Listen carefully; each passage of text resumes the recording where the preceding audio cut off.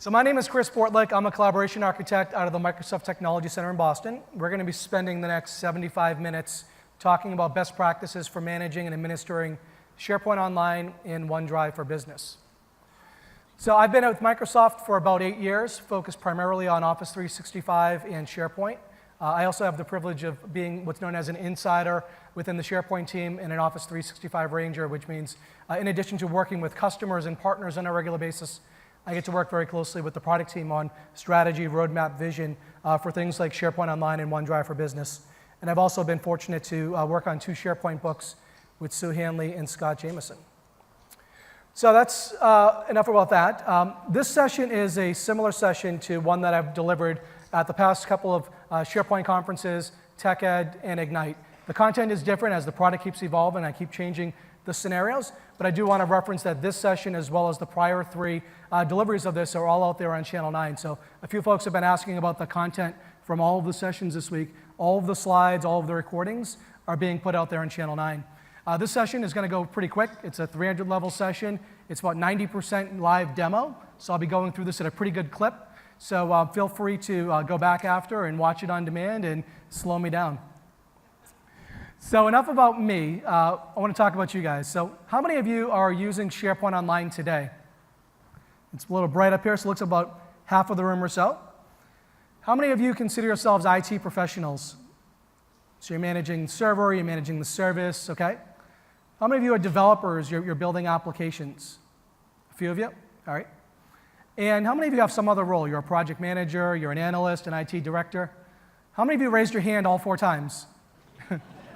All right, so again, I've been working with SharePoint since 2001, and I know that many of us wear multiple hats when we're managing and working with SharePoint. So the target focus for this audience is really around putting our IT professional hats on of how do we govern and manage the service.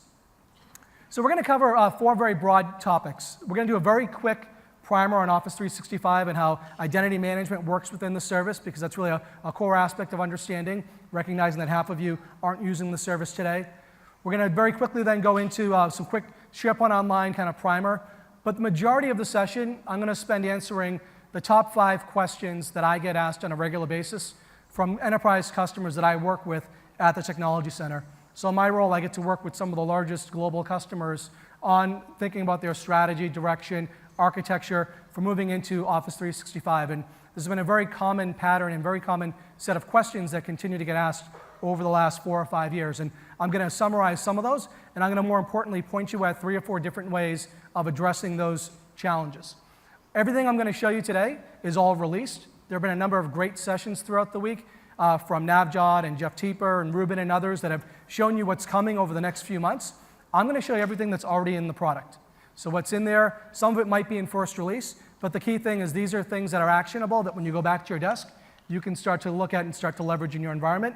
And then again, refer you back to Jeff and Navjot and Chris's sessions to look at some of the roadmap for things that are coming in the next few months. And then I'm going to close at the end with some resources. I created a blog post already that's out there on TechNet. I'll give you a link to it. But I've linked to 10 or 15 different white papers, TechNet articles, other things to help you with actually setting up most of the things I'm going to show you throughout the session. So for the Office 365 Admin Primer, we're going to cover basically topics around identity management, general service health and availability, the concept of first release if you're not familiar with what that is, and then just the Security and Compliance Center, which is something that I talk quite a bit with customers about because usually we're used to having a SharePoint admin or Exchange admin, and more these services around e-discovery, compliance, data loss prevention are all being rolled up into the Security and Compliance Center. So helping customers understand really what that is and how do we use that to govern and manage SharePoint and OneDrive. So I mentioned I work with large enterprise customers. Most of my customers have Active Directory today. So what you typically do when you're managing this environment is you have a utility known as AD Connect, which if I just grab my little pointer here, that is something that will either run in your premises, in your data center, or somewhere like Azure, that connects to your on-premises AD environment, and it runs on a scheduled basis, and it synchronizes your on-premises user identities, mail-enabled security groups from your on-premises Active Directory up into Azure Active Directory. Some customers are using what's known as password sync, which is not syncing the actual password, it's syncing a hash of the password. And in those cases, you can use Azure AD not just as the identity provider, but also as the authentication provider. And you can use it for Office 365, including Yammer, as well as other services that might be outside of the Microsoft cloud. Again, I'm not going to get into licensing today, talk to your account team about what you own and what you don't own as far as the services. But at a general level, customers are syncing from on-premises AD via free utility AD Connect up into Azure AD. We're then using that to build things like the user profile inside of SharePoint. We're using those identities in the cloud to then manage and assign permissions and roles and other aspects. Now, many of my customers are also provisioning licenses, license assignment, and sometimes role assignments, whether you're a SharePoint admin or a global admin, via PowerShell. And I'm going to show you a few different scenarios in PowerShell throughout the scenario to help you with automating things as well as working through the browser. Some customers say they don't want to do password sync. They may want to do federated identities. So Microsoft's federation product is Active Directory Federation Server. We work with ADFS 2.0 or 3.0. We also work with other third-party identity providers such as Okta, Ping, and others. There's a whole Works with Office 365 identity management program. I'm going to focus on the Microsoft scenario today, and I'm going to focus primarily on what's built into Office 365, Azure Active Directory, and I'll talk a little bit about managing things with ADFS. So the focus is really around using the Microsoft technologies. But again, if you're using another third party for authentication, MFA, MDM, et cetera, similar concepts will apply. So I'm going to go ahead and do a quick demo of a couple of the core services within the Office 365 Admin Center. So this is the new Office 365 Admin Center. It's gone through a bit of a refresh over the past few months. A couple of things I like to point out from an admin perspective. First off is really making sure you're taking advantage of the Service Health Dashboard to understand and manage what sort of incidents or issues that are going out there. There have been some announcements made this week around what we're doing to go ahead and tailor some of these alerts to not just tell you when a region might have an issue or an environment, but actually give you more specific messaging to say when it applies to your tenancy and even more importantly, your users. Another big area within here is also the Message Center. So one of the big challenges that customers often express is staying up to date with all of the changes inside of Office 365. So it's very different from when we managed SharePoint on premises, where we controlled when updates rolled out in our environment. They've done some really great things in the Message Center to help you with understanding when you've read a message or not, but more importantly, categorizing these messages. So understanding when there's something you need to do in your environment to plan for a change. So we may be introducing a new service. Maybe you're filtering things at your firewall, and you want to allow certain IP address ranges or ports or domains to be allowed through. We're going to communicate that to you through the admin portal, as well as things that we might notice. So if there are issues that are going on, sometimes we've actually identified issues on the customer's end. Maybe they have a certificate that's about to expire, and they're using that for ADFS. We'll actually try to alert you to things that we think may cause issues in your environment as well through the Admin Center. The other big important concept is to understand this concept around first release. So I know that about half of you are using the service today, so you may be familiar with this. Last year, we introduced the ability for first release to not only be turned on at the entire tenant level, but actually at selected users. So first release is the idea that it's fully supported features. It's not beta applications. But the idea is that we want to give some customers a sneak preview of certain things. So maybe the new document library experience or the new list experience. We want to help you to actually see that. Some customers in the past would turn first release on for the entire tenant. And they had a test tenant. Now that we have the ability to do things with targeting at specific users, you could pick 4 or 5 people inside of the IT department, some of your early adopters, put them into first release. So as major changes start to come out, you can start to understand them, you can start to test, validate them, think about your training, your help, and your support requirements related to that. Now, another thing that we've recently refreshed, we'll see if this is still projecting. It's not, so I'll just talk you guys through this, is the idea around the Office 365 mobile app. So we've recently updated the mobile app, not just for Windows phones, but also for iPhones and Android phones. So the Office 365 mobile app not only gives you the ability to view messages and alerts, whether it be service issues, whether it be new features that are rolling out, you can actually now start to go in there and manage things like a user account.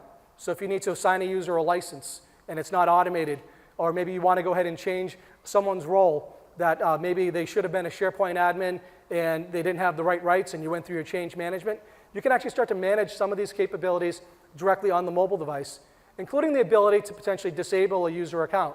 So if you need to, you're out at lunch and you get this notification that so-and-so is leaving the company, they're going to a competitor, well, certainly you can disable the account in AD, and we'll go ahead and disable that through Azure AD when we go ahead and do the sync. But you may want to go ahead and terminate that account right away and go ahead and revoke their access to the service. You can actually do that directly through the mobile app. The last big thing that I'm going to spend most of this session going through is related to the Security and Compliance Center. So I mentioned earlier that we have significant investments inside of the SharePoint Admin Center. So we're going to spend some time in there going through managing site collections and sharing settings and other aspects. But the Security and Compliance Center is really a key area for admins to understand. It's great because you can have delegated permissions. So you can go ahead and maybe say that someone in a legal role can do compliance searches, so they can do e-discovery searches. Someone else can do auditing without giving them SharePoint admin access or making them Exchange admin or global admin. But oftentimes I find customers saying, well, I was delegated just the ability to manage the SharePoint Admin Center. Why can't I see some of the new admin features that go in there and manage DLP rules for SharePoint? Well, maybe because that the global admin hasn't granted you access to manage the Security and Compliance Center as well. So think about this. As we're engineering the service more and more, and you've seen some of this in the demos this week, we're trying to engineer common ways of doing DLP enforcement, audit, as well as e-discovery across the entire service. It's not just doing discovery and search and management against SharePoint. It's Exchange, it's Skype, it's other services. So more and more, some of those common features are being rolled up into the Security and Compliance Center to give you one-stop shopping. So customers will often say, I log in, I'm a SharePoint admin. Why do I only see these things? Why can't I access some of the newer things around DLP and compliance? And that's where people can go ahead and get added via different role-based access controls under the permissions section to maybe make you a compliance admin or delegate rights to people in your company, like your CISO and security team that might have to look at security and auditing and other capabilities. So that's a real quick tour of some of the most common things at the Office 365 admin level. We're going to pivot now and talk quickly about some of the key SharePoint Online admin aspects, and then really where I want to spend most of the time is answering those top 5 questions that come up. So from a SharePoint admin perspective, we're going to talk about site collection provisioning. We talk about some of the service level settings that you manage at the tenant level. We'll talk about hybrid, which comes up quite a bit when we're getting started moving into the service. And then we'll talk a little bit about managing the service via PowerShell. Now, a key thing to know is we're working really hard to add as much as we can directly in the administrative user interface, so you don't have to go into PowerShell. But we recognize in large organizations, and I've worked at companies with 20, 30,000 users, you may want some scriptable, repeatable automation of certain key tasks. You may want to look at automating provisioning of things like site collections and managing and enforcing certain rules and permissions. So PowerShell is the IT pro's friend with a lot of us, and we'll go through some of the most common PowerShell commands and modules that you can leverage. But again, one of our key goals, and you'll see a lot of this, is to add some of the most common things for you in the GUI, so you don't have to necessarily go into PowerShell. But there are a couple of key things I'm going to show you, which today are exposed via PowerShell, that I think will help you with governing and managing your environment. So I'm going to jump back into my admin environment. And I'm going to hop back into the SharePoint Admin Center.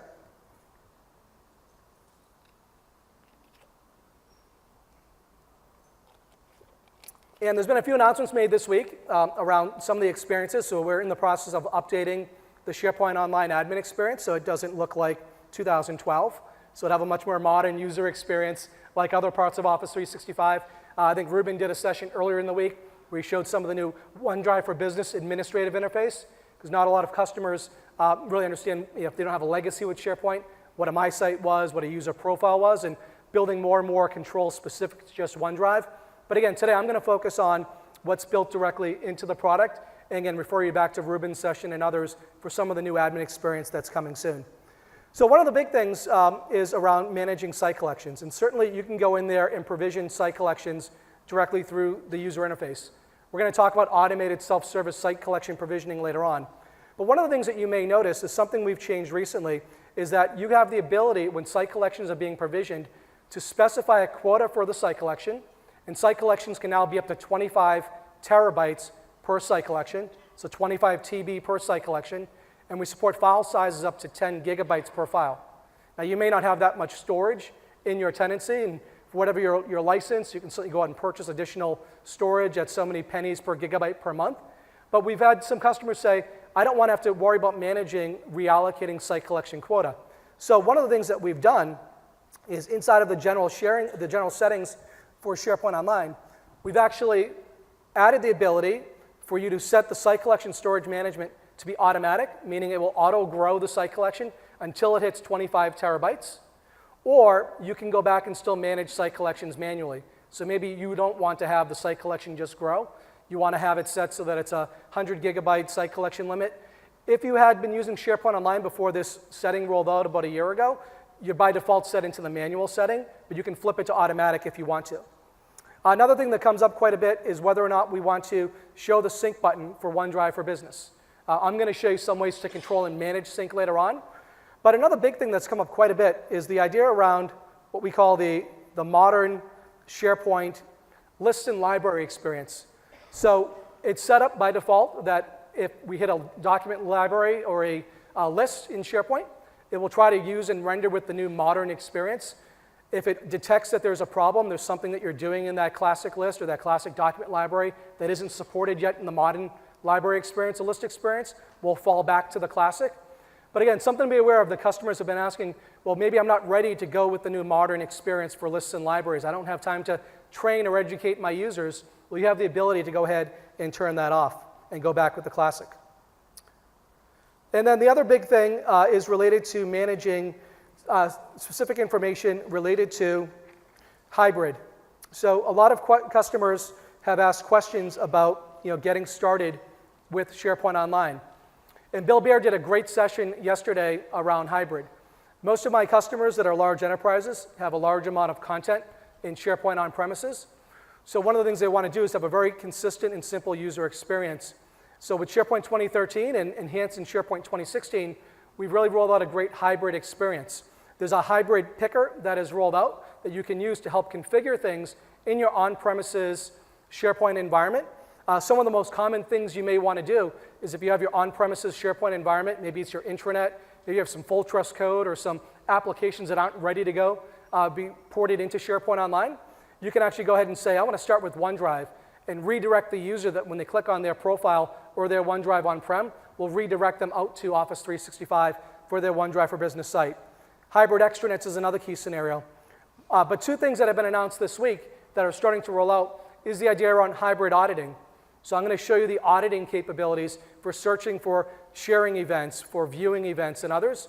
We can actually give you a single way of viewing, whether it's SharePoint on-premises or SharePoint Online audit events, and search from one place, as well as having a single way of managing taxonomy. So managing the managed metadata service and having the ability to master that in one place and have that synchronized between your online and your on-premises SharePoint environment.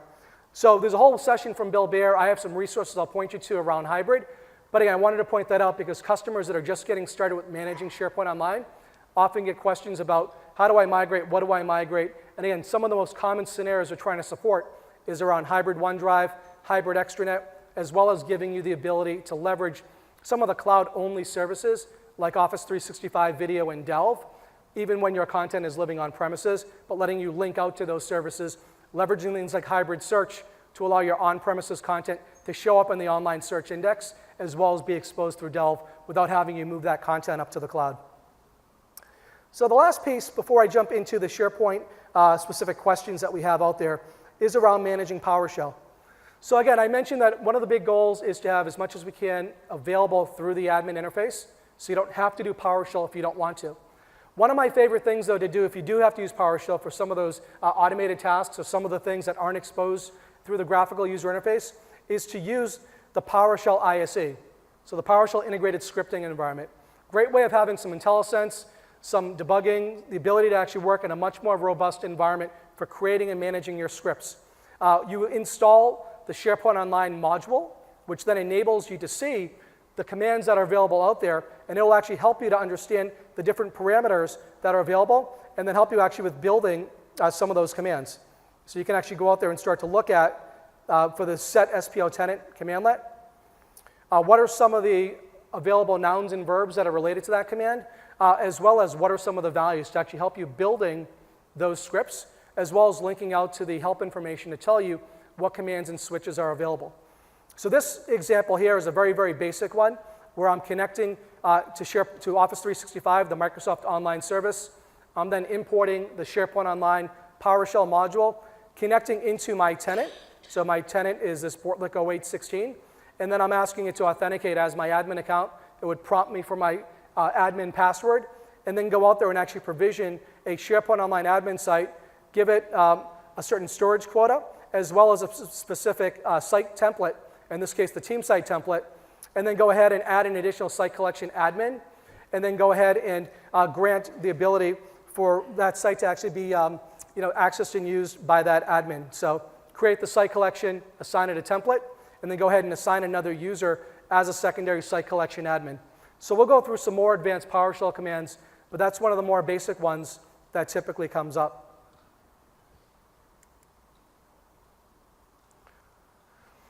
So there are a number of sessions that are out there this week for people that are interested in our patterns and practices. I think there's actually a full session tomorrow. When you get these slides, the slide is hyperlinked at the top. It's in my blog post as well. But one of the things that customers may want to do is they may want to enable self-service site collection provisioning, but you may not want to have people just use the default team site template. You may want to apply your own rules, your own templates. So we've gone out and created some patterns and practices to help developers with actually automating and managing the site collection provisioning. Likewise, there's a whole set of resources out there on hybrid.office.com that walk you through how to manage and set up and configure hybrid with SharePoint Online. A key piece of hybrid is that hybrid identity that we talked about earlier, around having that same identity for on-premises as well as online, and that's where Azure AD Connect actually helps with synchronizing and managing those identities in a hybrid environment. So we're going to spend the next 50 minutes or so, though, really going deeper now into the 5 common scenarios. So the 5 most common questions that I hear is, how do I control and manage external sharing? How do I restrict access to approved devices and users? How do I prevent accidental information leakage? How do I report on and audit user activity across my environment? And then how do I manage a case where an employee is terminated, as well as deal with the content retention? So someone gets terminated in my company, how do I keep their content inside of OneDrive for Business so I can actually give access to someone else and actually take the content off their OneDrive site before that site gets terminated? So when we drill into controlling external sharing, we're going to look at things at the tenant level, the site collection level, some of the auditing capabilities around external sharing, and then lastly show you some of the PowerShell commandlets that will support that. So I'm going to jump in now and show you that. So back in the SharePoint Online Admin Center, I'm going to drill into the tenant level sharing settings. So one of the big things that's come out recently is the ability for you to go ahead and specify that if you allow people to share with people outside of your organization, you can restrict it to only external users that are in your directory.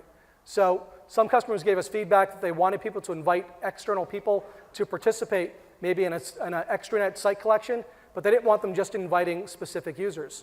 So think about this: at the tenant level, you set your sharing policy, and then you can override things at the site collection level.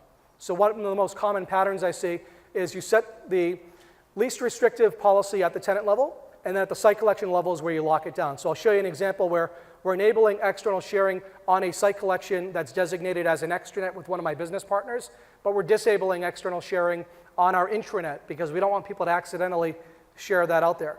Another big thing that's important is you could allow people to invite people as anonymous guest users. So an anonymous guest user could be someone you invite with a link that they have view access or edit access to a document or a folder. Well, now you can go ahead and specify that those links will automatically expire after a certain number of days.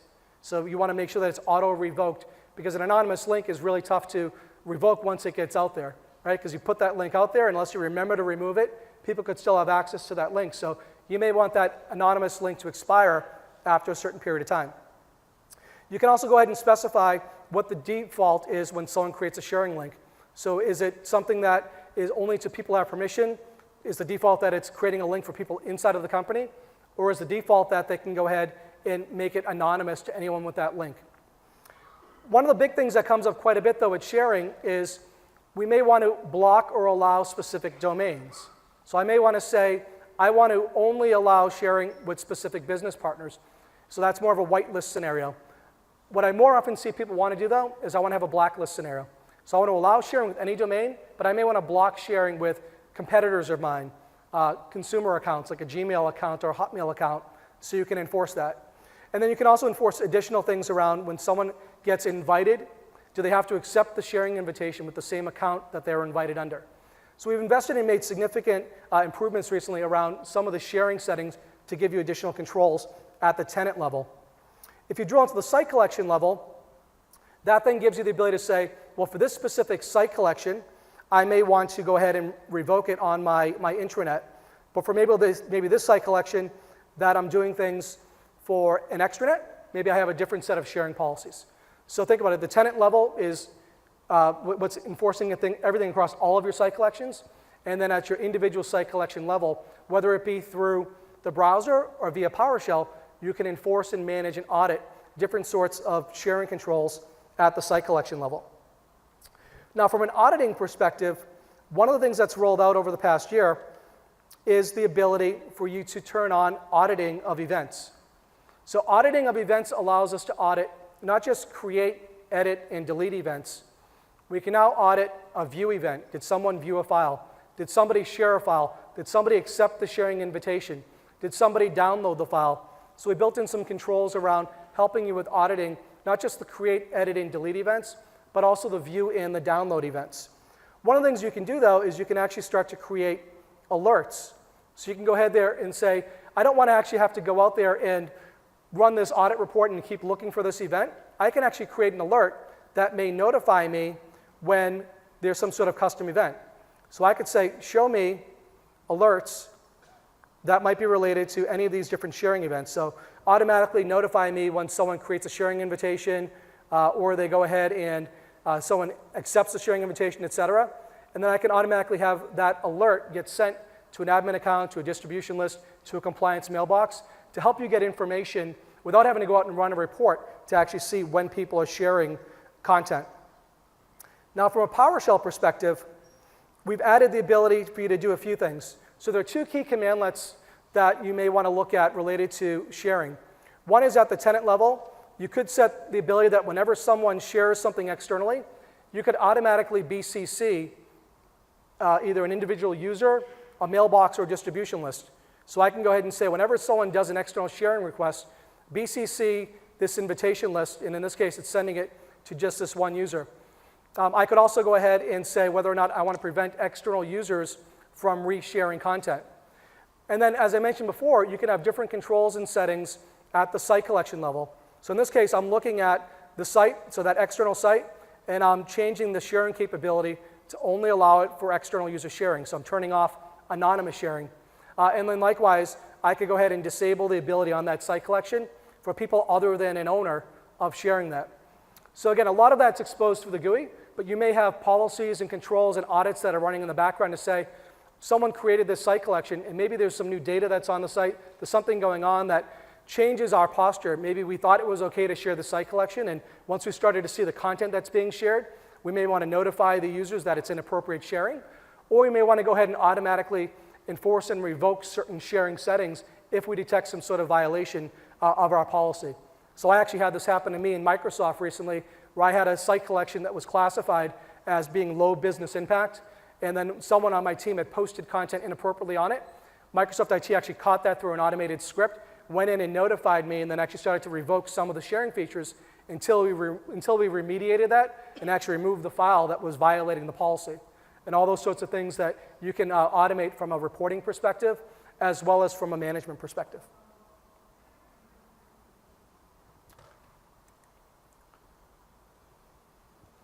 So if I want to go back to my slides,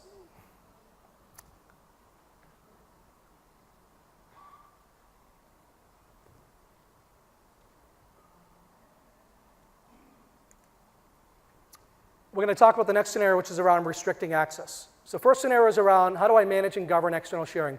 Look at it at the tenant level, look at it at the site collection level, look at auditing, and I'll get deeper on auditing in a little bit, and then think about some of the PowerShell commandlets that are available for not just getting notifications around sharing events, but also think about some of the automation you could do to either change sharing settings that are done at the tenant level or at the site collection level. The next scenario then comes up is how do I restrict and govern access? And typically it comes down to how do I restrict and manage access at the device level, so only have it be made available to manage devices. How do I control access? So when we think about securing content, we think about managing things at the user level. So does the user have the rights to do this? Then does the user's device have the rights to do this? And then does the location of the user, do we want to allow that to happen? There are a number of announcements made this week around some of the new conditional access policies that are coming inside of SharePoint Online. Well, there are already things like client access policies that are part of ADFS that can help with managing some of that. And there are already conditional access policies that exist as part of Azure Active Directory Premium to also help with managing and enforcing it. So I'm going to show you some of the things around managing access through client access policies and conditional access policies. And then we'll talk briefly about multi-factor authentication and things around the Active Directory authentication libraries, which the modern Office applications, whether it be OneDrive, whether it be Word, Excel, PowerPoint, now support to do things like allow us to restrict and manage it, restrict things like copy-paste between a managed and an unmanaged app, as well as allow us to go ahead and maybe require a second factor if a user's coming at this from an untrusted location or an untrusted device. So I'm going to jump into the demo. And I'm going to go back to the Compliance Center. And under Security Policies, you're going to notice that there's a note in here for device management. So Microsoft has a mobile device management product called Intune. Office 365 ships with a lightweight version of Intune called Office 365 MDM. So a lot of customers started off by using ActiveSync for kind of a poor person's, if you would, mobile device management tool. It was good when it was initially released many years ago, but it's kind of a sledgehammer for managing a device. If someone leaves the company, you're wiping the entire device. A lot of users are bringing their own device these days, and we may or may not want to just wipe their device because if they leave the company and they had their personal photos on their iPhone or Android device or Windows phone, we may not want to wipe that. So Microsoft went out and actually created Intune and then built a version of that that works with Office 365. So the Office 365 MDM has a default MDM policy that if I drill into this, it allows me to go ahead and set up things around device access requirements. So do I want to require that the device be enrolled before we allow them to use that iPad, that iPhone, that Android device to connect into Office 365, to use the OneDrive for Business app? Do I want to make sure that the device is encrypted? Do I want to make sure that the device isn't allowing the ability to be backed up to another cloud service like an iCloud or some other consumer cloud service? So you have the ability to do a lot of things with the built-in Office 365 MDM. One of the things, though, that often comes up is customers may already have an existing MDM provider that they're using today. All right, there's a variety of them out there, Good, Mobile Iron, AirWatch, and others. One of the decisions that's been made just because of the fragmentation in the MDM market is that the Microsoft apps, Word, Excel, PowerPoint, OneDrive, can only be managed by a Microsoft provider. You may be happy with that other MDM provider, but you want to manage the Microsoft apps. So we also support the ability to do mobile application management. So what MAM allows you to do is to keep the other MDM provider you have in place, but then say, I want to manage the Microsoft applications. You can also do MAM in a case where maybe you don't want to require a user to enroll their device, but you want to manage the app.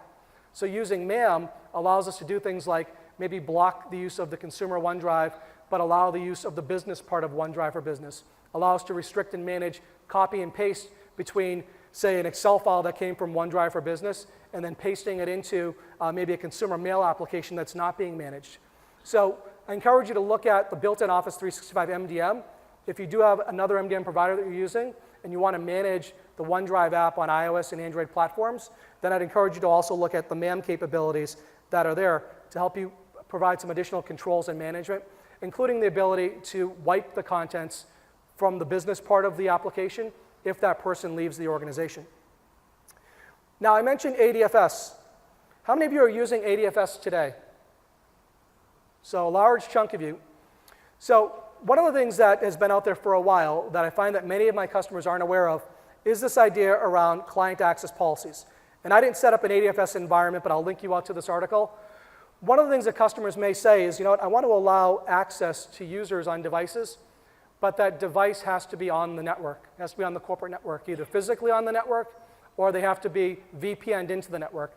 So client access policy since ADFS 2 allows us to do a number of things around blocking access from all clients, including blocking things like ActiveSync and blocking different applications, but there's the ability to have more fine-grained policies.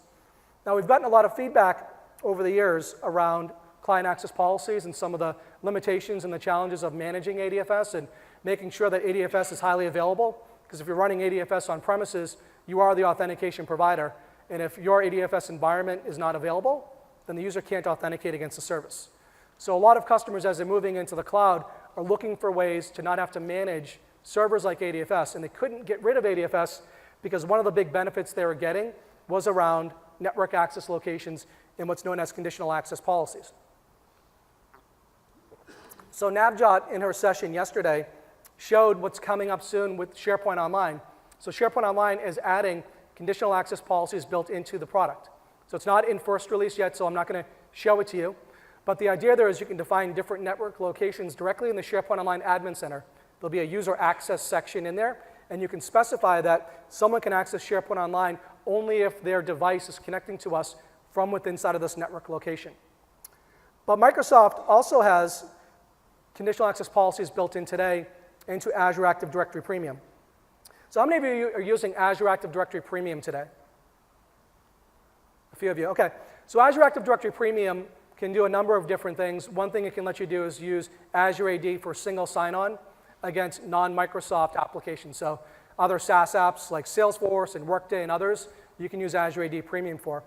But Azure AD Premium also has some advanced management capabilities, some advanced MFA capabilities. And one of the big things that's recently rolled out in preview is the ability around managing conditional access. So Azure AD has recently gone through a refresh portal as well. And if I click into the Azure AD management section, I can look at managing access to a variety of different applications. Now, the Microsoft first-party apps, like SharePoint Online, are still not accessible through the new portal, so I'm going to go at it through the classic portal. But when I come into this environment, I can start to look at the different applications that my company has enrolled and has access to within inside of Azure AD. So I'm going to go ahead and load that up real quick. And then I'm going to search on Office 365. And I'm going to bring up some of the Microsoft applications. So you notice here, I can manage things around Exchange Online, Yammer, but we're here to talk about SharePoint Online, inclusive of OneDrive for Business. So I can start to see user sign-ins, unique user activity. I'm going to go in and configure this. So one thing that I may want to do is I may not just want to have a blanket conditional access policy for anyone that's connecting from off the network. So I can go ahead and say I want to enable access rules, and I can go ahead and specify allowed groups of users or blocked groups of users, right? So I can either make this rule be for specific users that I want it to be, or have it as kind of an opt-out list. So if there's a list of people that I don't want the rule to apply to. And you'll notice here that I can go ahead and do things like, say, require multi-factor authentication when the user is not at work. And the way you define that is by putting in the IP address range of what your network looks like. But one of the things you could do, and this is what Microsoft does in our environment, is we have things set up across Office 365 where if I use my work device, which is my Surface Book here, there's a certificate on the device. When I'm on the corporate network, I don't get asked to log in.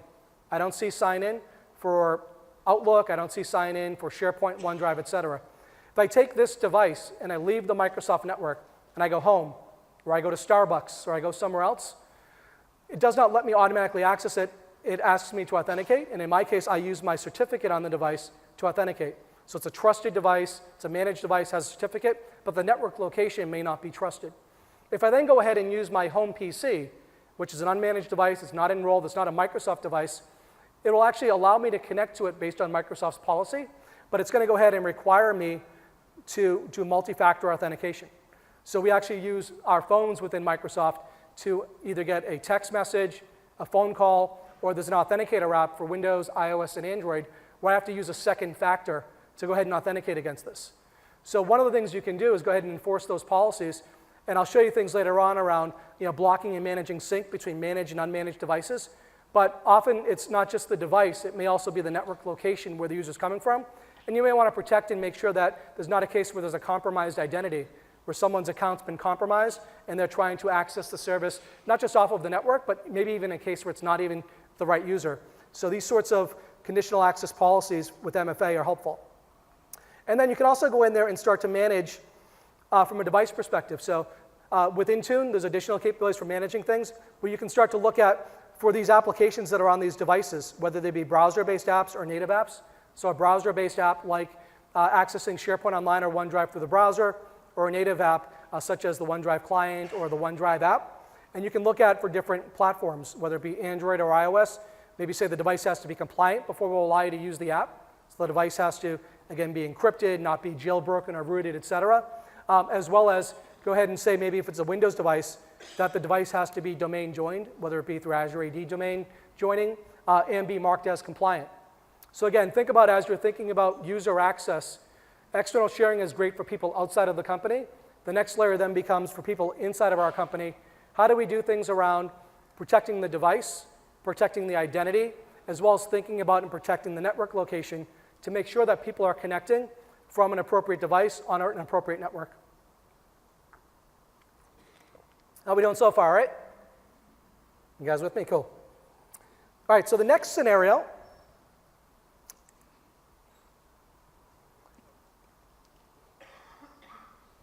is around preventing accidental data leakage. So the scenario here is I have content that I want to protect. So the first thing we're going to talk through is the ability to manage and block syncing, so blocking the sync client from syncing on certain devices. We'll then talk about encrypting the files and protecting the files through rights management. We'll talk about data loss prevention for looking for sensitive content types that might be out there. And then lastly, talk about some of the new advanced security management capabilities that have been rolling out inside of Office 365. So if I jump into blocking sync. So there is a PowerShell commandlet that's been out there for a little bit called set SPO tenant sync client restriction. The one thing you can do is you can go ahead and say that we'll only enable the sync if it's on a device that's domain joined. So these GUIDs you're seeing are the domains. So the idea here is that I may allow the sync client to take my content offline on the device, but only on a device that's domain joined because the device is being managed. If I go to my home PC, you may allow me to connect, but only connect through the browser. You're going to block my ability to actually run the sync client. You can also go ahead and set restrictions around whether or not there are certain file types that are not allowed to be synced offline. So if you're a company that has maybe CAD drawings or other types of documents that might be sensitive, you can block the offline sync of certain file types. And then you can go ahead and force and require that people use the new next-gen sync client. So maybe not the legacy Groove client.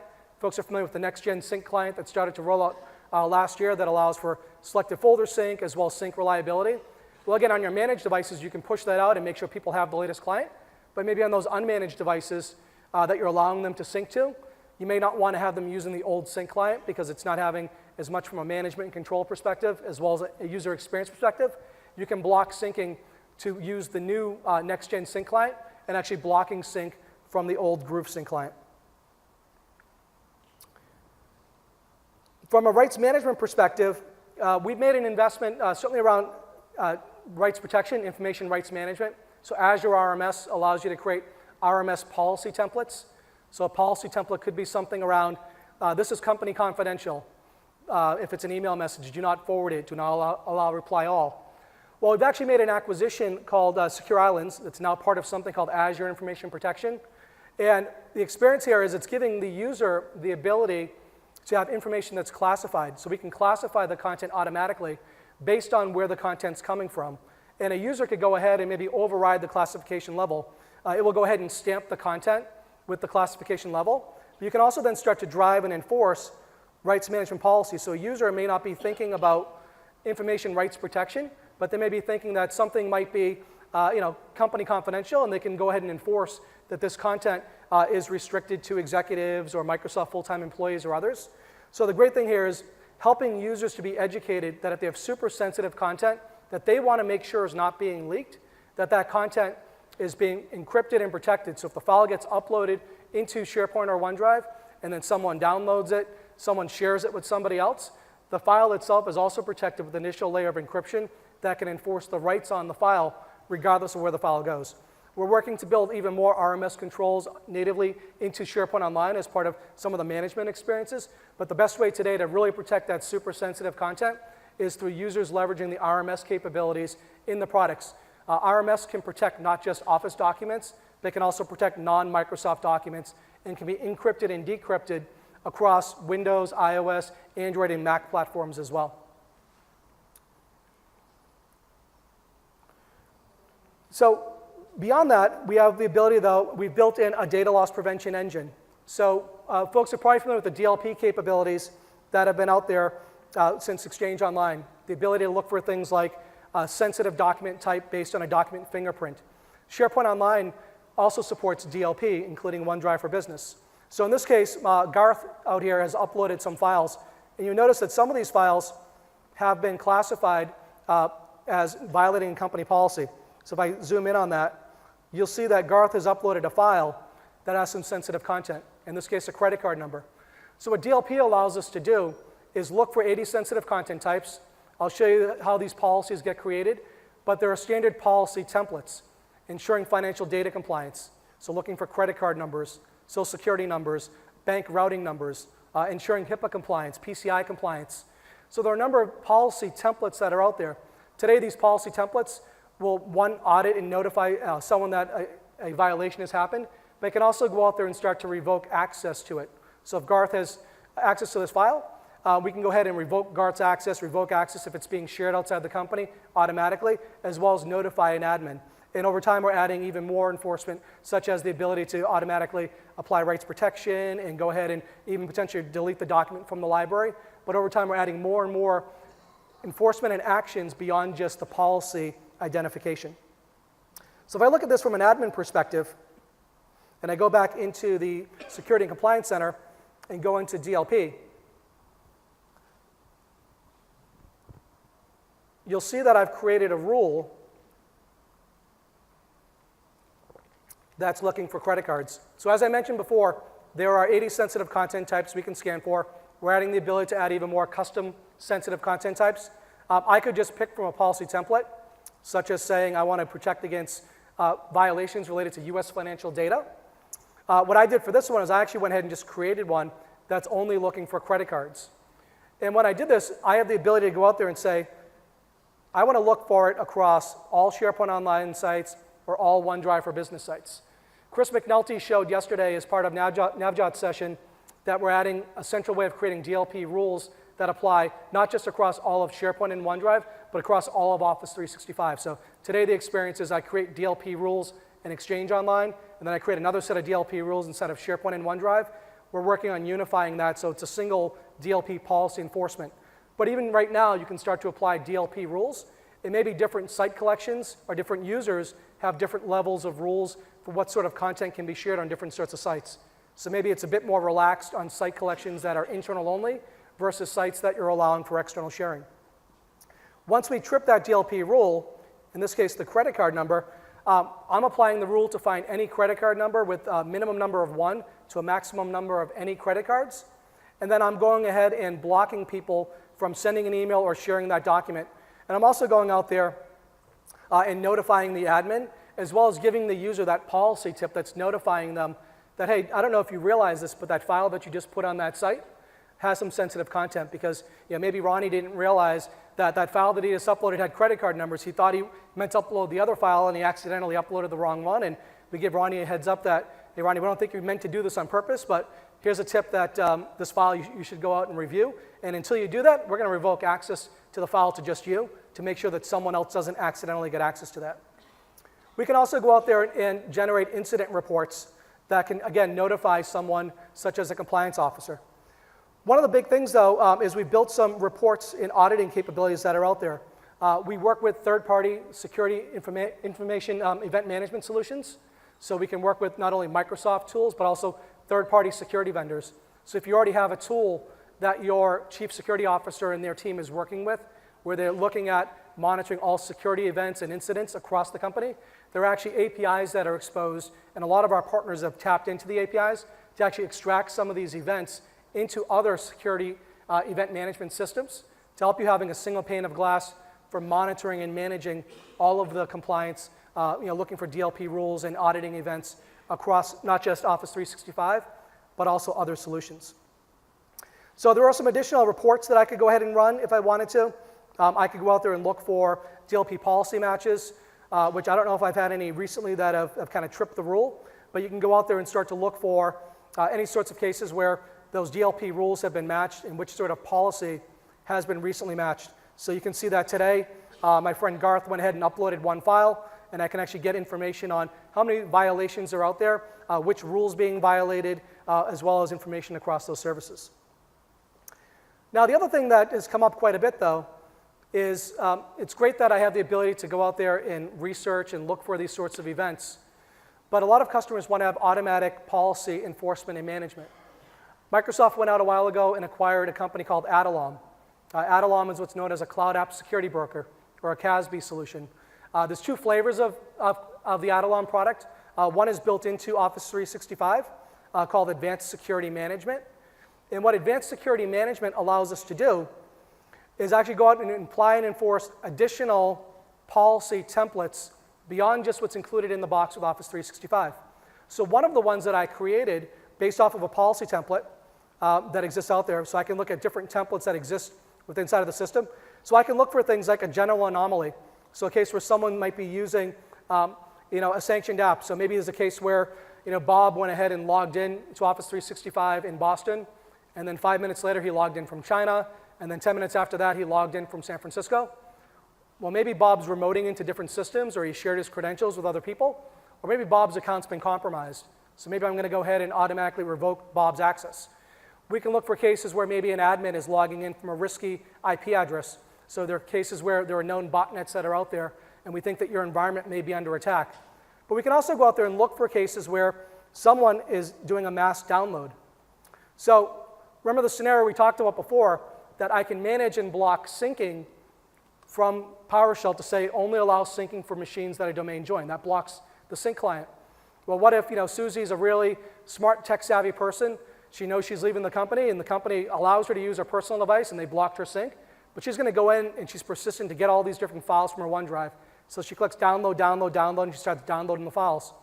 Well, we can actually have an alert that goes out there and looks in this case at Garth and says, there's a case where Garth went out there, and I set the rule for looking for more than 5 files being downloaded within, I think, 10 minutes, and we tripped this alert. So we can be notified of the fact that the user is going into this environment, and they're explicitly downloading a number of files, which, again, might be a valid action, or it might be something around suspicious behavior that you may want to look into. It's also great for having forensics after the fact, right? So if that person's leaving the company, you got that call, you suspended their ID, you have to go back and do some research on what were they doing in their last week, the last couple of days at the company, because they knew that as soon as they gave their notice to go to a competitor, they're going to be walked out the door and their account was going to be turned off. Or maybe they started downloading the customer file and some of the other assets off of a site because you gave them access. You can actually get some auditing and reporting on all those things that they were doing over the last week or month to get some information on what's going on. So in that case, we talked a lot around the auditing of information. So we talked about how do we manage and protect against accidental data leakage. The fourth scenario that comes up quite a bit is around reporting on user activity, right? So first we talked about blocking and managing sharing, then we talked about controlling the identity of the device, then we talked about protecting the content. Well, now that we know how to protect on it, again, thinking about the case where Susie's leaving the company to go to the competitor, how do we do those forensics on what's been going on? So one case is looking at things after the fact to do some auditing and reporting. Another case is looking at just general usage information. How many people are using the service? Who are the top users of SharePoint and OneDrive? Looking a bit further on auditing, in addition to those alerts that we set up before. Looking at how do we do things around search and e-discovery. So maybe we don't just want to discover content and discover events. We want to put that content on legal hold because maybe there's a legal matter that's going on for some of that content in SharePoint and OneDrive. And then lastly, some additional things that are available through advanced security management. So if I go back into my environment, there was a great session that was done yesterday around some of the usage reporting capabilities. So inside of Office 365 today, you have the ability to do some advanced usage reporting. So these are pre-canned reports that help you look across all of the Office 365 services, Exchange, SharePoint, OneDrive, Yammer, Skype for Business, and look at user activity. So I can drill into OneDrive for Business as an example and start to look over the last week, the last month, even up to the last 6 months, look at user activity within the service. I can start to see who are the most active users, how many files do they have within inside of there, how much storage are they using, as well as what are the most active files, as well as their last access within the service. One of the things that was announced yesterday, there was a session yesterday afternoon, is we are now starting to roll out in preview the Power BI content pack. So if folks are familiar with Power BI, you can build advanced reports and dashboards. So we're actually building a pre-built Power BI content pack that will allow you to connect directly to the usage reporting solution, get the raw data we have within the service, get some pre-canned reports, some dashboards, some charts, but then if you want to, start to mash this data up with some of your own line of business systems. So I start to see information around people sharing files, people using the solution. Maybe I want to go ahead and figure out, are there certain departments or certain users that are more active than others? Maybe I want to find out how they're using it, why they're using it. Maybe find out why people are not using the solution. Maybe there's an education opportunity to help with end user adoption and training. So this usage reporting is something we've been asked for a lot. We've built some pre-canned reports that are here, and then starting to roll out soon in preview the Power BI content packs, which will allow you to connect directly to our service, have some pre-built dashboards that you can tweak, and then bring in external data from some other system, an HR system, correlate it with activity and other audit data that you might have, and start to build some of your own reports and dashboards that then you can share with someone like an executive that you don't want to give access to be an admin in Office 365, right? You don't want to make them a user admin or something else in the service to get access to the admin reports. Build them a nice dashboard or report through Power BI, publish that out, and allow them to view that information. From an admin perspective and an auditing perspective, we talked a lot before about managing alerts. Under search and investigation, we have the ability to do an audit log search. The key thing to know here is that this is off by default for SharePoint Online and OneDrive for Business. So if you haven't already, go in there, and the first time you do it, you see it at the top of the page that auditing has not been turned on. It will say Start Auditing Activity. By default, Exchange is being audited. SharePoint and OneDrive is not. Once you turn that on, it will audit your admin events, the Microsoft admin events, and there's a great session that was done talking about the customer lockbox and the fact that Microsoft admins have no standing permissions against your environment, and you can actually have the ability to be part of that approval process in the case that there is a support incident that requires access.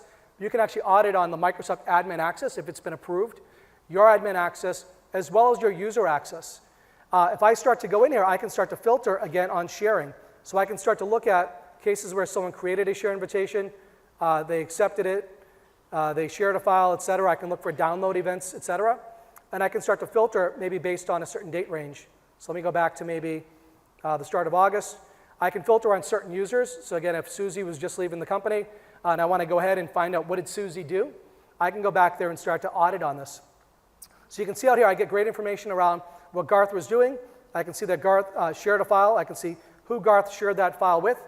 I can see what activity happened, not just for Garth as well as other users. And I can see, again, the IP address that the user was sharing that from. So whether they were on the network or off the network, I get some great forensics and information around that. So again, as I mentioned, there is the ability for you to go ahead and connect this audit information via APIs. So again, there's a set of APIs for the management activities that audit and log information, not just for SharePoint and OneDrive, but Azure Active Directory, Exchange, and other Office 365 services into a unified audit log. You can get at it through the GUI here. You can get at it through the APIs, but there are also PowerShell commandlets. So if I close this down here, I can actually go out and connect through this unified audit log and actually audit all events from August through today. So if I go ahead and execute this and then give it my admin credentials, and I'm going to give you all these scripts after the session as well. I'm going to publish them out to my blog after. But if I go ahead and start to run this, it's going to go out there and it's going to query the unified audit log. It's going to look for things that happened between August 1st and today. And it's going to look for specific SharePoint activities. So in this case, a case where someone accessed a file, and it's going to show me for a specific user ID. So again, if I wanted to, I could start to filter what did that person do within a certain date range? I can certainly query through the user interface. I can query through the APIs, but we're also starting to expose that information directly through the unified audit log through PowerShell. Now, part of the search and discovery may not be just searching on the audit. It might be thinking about Susie was leaving the company because she knew she was doing some bad things and she was maybe sharing unauthorized information with other people. She had some suspicious activity that was out there. I can actually look at things from a discovery perspective. So I can start to do a content search. In this case, I'm looking for a certain keyword, but I can start to do discovery across not just Exchange, but also SharePoint inclusive of OneDrive for Business. So as someone that's in a compliance or audit role, I can start to search across all of my SharePoint Online and OneDrive for Business locations, and I can go out there and start to query for things like the use of the word sales. I can look for other events, so I might look for things related to things that were authored by somebody, things of certain file types, things that have certain titles. I can look for who the author of the document, et cetera. So I can get some great forensics to start to look for information within the environment. So not just looking for audit information, but actually start to look at deep contents within there, looking at the title of the documents, looking at the actual full text of the documents. Now, if I needed to, I can also go out there and do e-discovery. So again, Chris showed yesterday, McNulty, how we're adding a new user interface on top of some of the discovery capabilities. In this case, we've started to merge the Exchange e-discovery capabilities. We had SharePoint had case management into a new way of doing e-discovery across the service. I've created a case for marketing. So maybe there's a case going on where there's something related to the marketing department. And similar to that discovery search, I can go out there and look across all of my SharePoint environment, all of my Exchange environment, and I can actually do queries and add other conditions. The great thing about this, though, is I could also put content on legal hold. So think about the case where, again, we're doing search and discovery, but now we also need to go ahead and put those documents on legal hold. So maybe there's a case where we had a sense that something was going on with Susie. We haven't terminated her. We haven't found out that she's leaving, but we think there's something going on. We've done a discovery. We start to put the content from those different team sites, from her OneDrive for Business site, on legal hold. And if Susie starts to think she's deleting these files, we're actually keeping versions of the files in the background that we can then do discovery, hold, and actual production of the content across Office 365, whether it's SharePoint Online, OneDrive for Business, or other services such as Exchange. And then lastly, from an advanced security management perspective, I already showed you some of this, but I can get some additional reports and auditing around not just things like that mass download, but also cases where, again, if Susie had been an admin, what sort of locations was she logging in from, where was she logging in from, and I can also go out there and start to look at the discovery dashboard and see information out there. I can start to discover other apps that are being used, but I can also go out there and start to do some more advanced reporting. So advanced security management really lets you do some, not only advanced auditing, but advanced enforcement of suspicious activities for your users, for your admins. It can also help you to discover, with what's built into Office 365, other similar cloud applications that Susie might have been using that are coming through your firewall. She's using Box and Dropbox and other services. And the full Microsoft Cloud App Security solution can be used to discover not just Microsoft SaaS applications, but there are hundreds of other SaaS applications it can discover. And it can also help you with managing other SaaS applications like Box and Dropbox and others as well. So there's a version of this that's built into Office 365 as part of the E5. And then there's the full Microsoft Cloud App Security to help with identifying and managing cloud applications outside of Microsoft. So the last scenario, and I know we're pretty short on time, is around managing employee termination and content retention. So we've talked before about how leveraging Azure AD Connect, we can manage and master the user's account on premises. We can terminate the account if someone leaves the company. We'll show you how we can manage and disable their account, as well as how we can apply retention policies.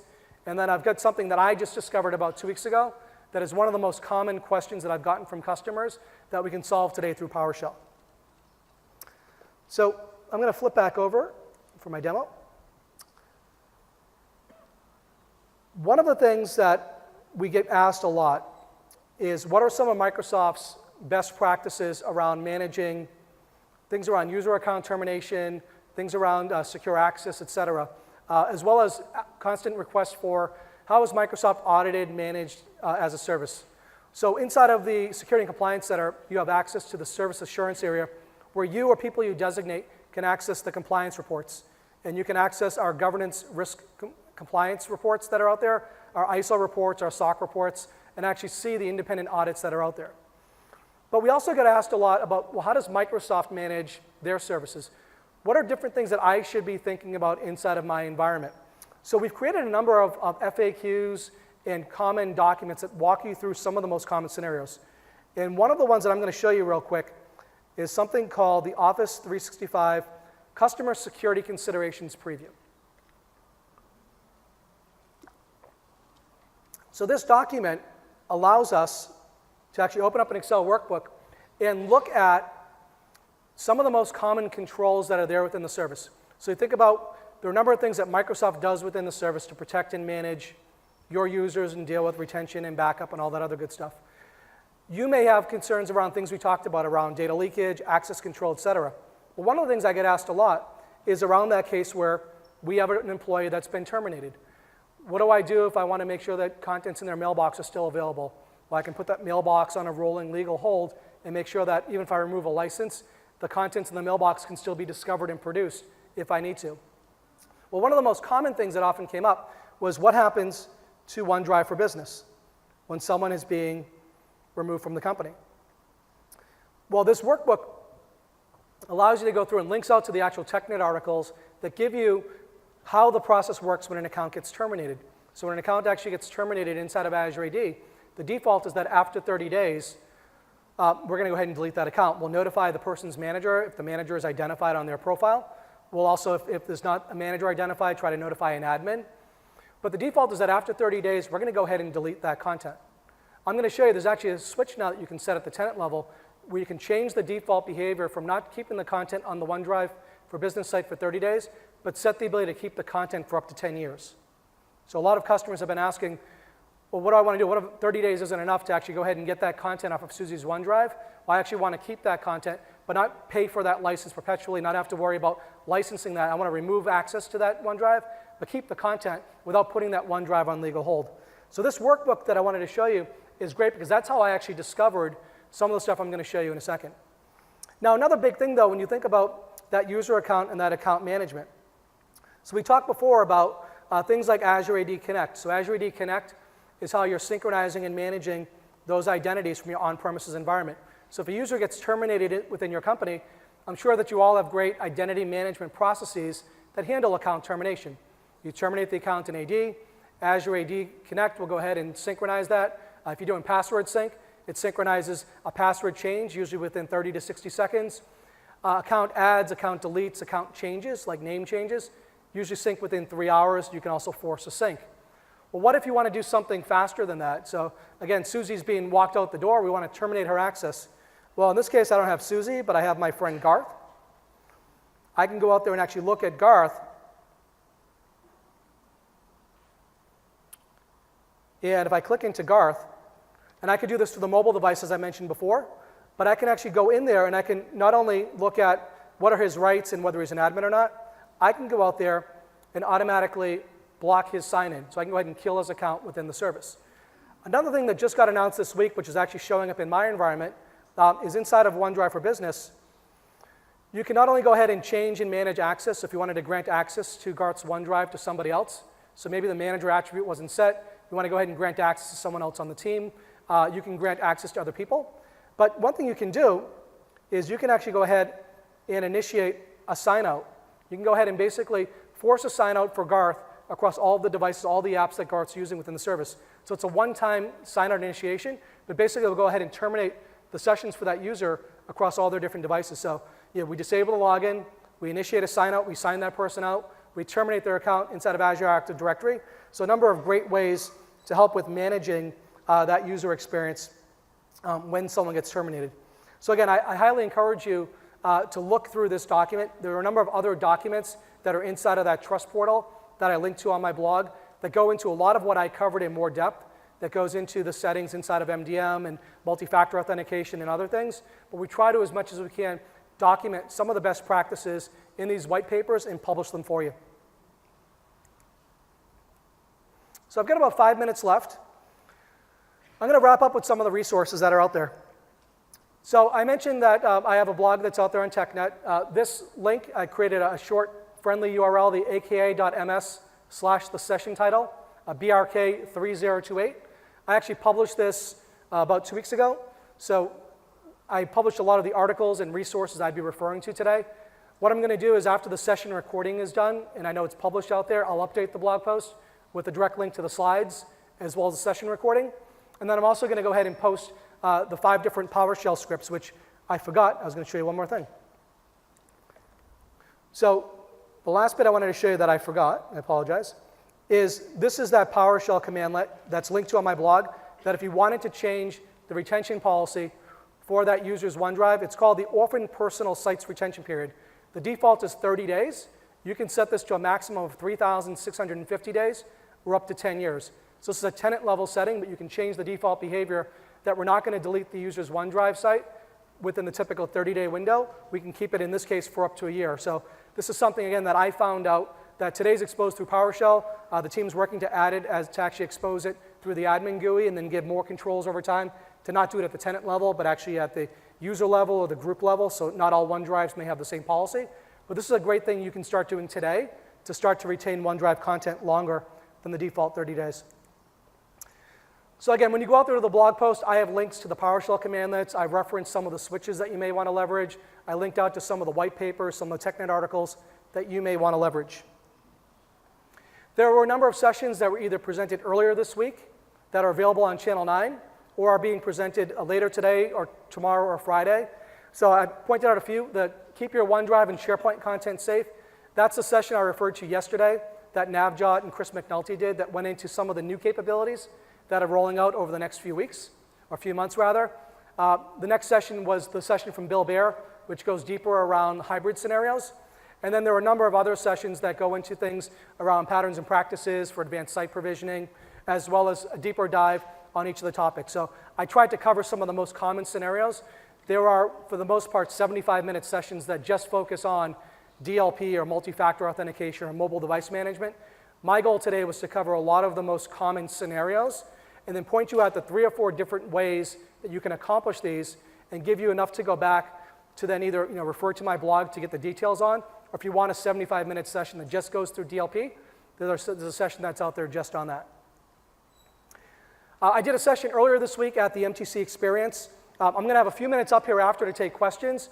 I will be at the Microsoft Technology Center theater booth tonight from 5 to 6. So I'll be there for an hour. We're doing Ask the Experts kind of open office hours, myself and a number of my colleagues at the technology centers, which the MTCs are a global resource. There are 40 MTCs across the world. And again, we help customers with strategy, architectural design, workshops, proof of concepts to help you with look at evaluating, deploying, consuming Microsoft services such as SharePoint Online and Office 365. I'll be doing a 20-minute theater session tomorrow afternoon around 3:30 at the MTC Theater, which is in the middle of the expo, downstairs in B. And I'll be going into 5 of the most common PowerShell tips, so things beyond what I showed you today. I'll be going to some more advanced PowerShell scenarios tomorrow. So that is my contact information. Again, feel free to look at my information out there on the blog. I do post quite a bit on Twitter, so I've been tweeting a lot of different announcements and news that are out there. And I'm happy to take questions up here for another minute and a half at the mics if there's questions that you have. And I'll hang out here for another 10, 15 minutes if folks have questions, or see you tonight at the MTC Theater. So thank you.